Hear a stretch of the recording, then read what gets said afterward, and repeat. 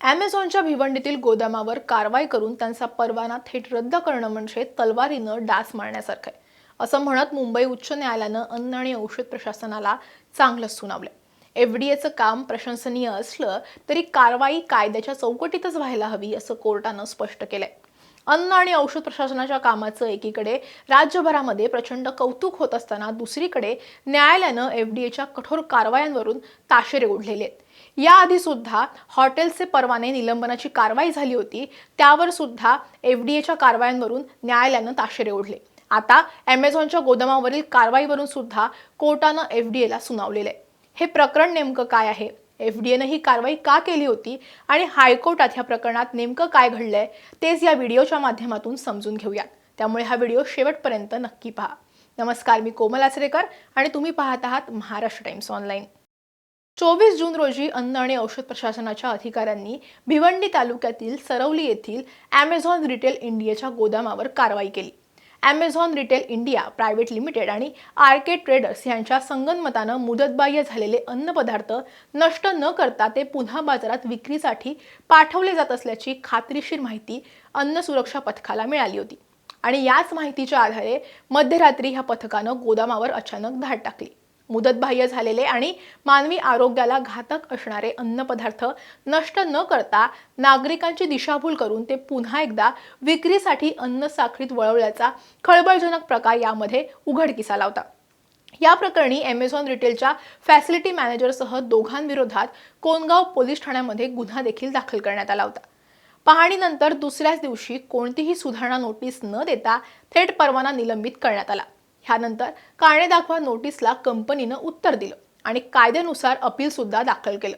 परंतु हे अपील प्रलंबित असतानाच एफडीएनं गोदामाचा परवाना पूर्णपणे रद्द करण्याचा आदेश जारी केला। एफडीएच्या ह्या निर्णयाविरोधात Amazon रिटेल इंडियानं मुंबई उच्च न्यायालयामध्ये धाव घेतली होती। प्रभारी मुख्य न्यायमूर्ती रवींद्र घुगे आणि न्यायमूर्ती गौतम अखंड यांच्या खंडपीठासमोर या प्रकरणावर प्राथमिक सुनावणी पार पडलेली आहे। Amazon तर्फे ज्येष्ठ वकील व्यंकटेश धोंड यांनी आपली बाजू मांडली आहे।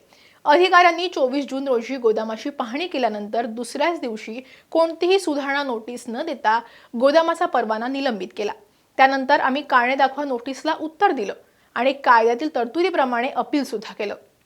ते प्रलंबित असतानाच परवाना रद्दचा आदेशही काढण्यात आला। गोदामातील मुदत संपत असलेल्या अन्न पदार्थांची विल्हेवाट लावण्यासही आम्हाला परवानगी दिली नाही असं कंपनीच्या वतीनं ज्येष्ठ वकील व्यंकटेश धोंड यांच्यामार्फत खंडपीठाच्या निदर्शनास त्यांनी आणून दिलं। याविषयी खंडपीठानं एफडीएकडे विचारणा केली। यावर अनियमितता आढळल्यास काही ना काही कारवाई करणं ही आवश्यक असतं असं म्हणत प्रतिज्ञापत्रावर उत्तर देण्यासाठी मुदत देण्याची विनंती सरकारी वकिलांनी केली। यावरती कोर्टानं एफडीएच्या मोहिमेचं आधी कौतुक केलं, पण कायदेशीर प्रक्रियेचं उल्लंघन झाल्याबद्दल तीव्र नाराजी सुद्धा व्यक्त केलेली आहे। तुमच्या भूमिकेशी आम्ही सहमत आहोत, परंतु कायदेशीर प्रक्रियेचं काय? एफडीएच्या मोहिमेची आम्ही यापूर्वीच प्रशंसा केलेली आहे, परंतु अपील कालावधीत कारवाई करायची नसल्याचा प्रस्थापित कायदेशीर सिद्धांत असताना परवाना रद्द कसा केला? अशा प्रकारे कारवाई करून मुंबई, ठाणे, पालघर, पुणे आणि इतर शहरांतील सर्व व्यावसायिक आस्थापनं ही बंद करणार का? हे म्हणजे तलवारीनं डास मारल्यासारखं आहे अशा शब्दात खंडपीठानं उपरोधिक टोला लगावलाय। या प्रकरणामध्ये एफडीएला आपली बाजू ही प्रतिज्ञापत्रावर मांडण्यासाठी उच्च न्यायालयानं मुदत दिली आहे आणि पुढील सुनावणी सोमवारी 10 ऑगस्टला ठेवलेली आहे।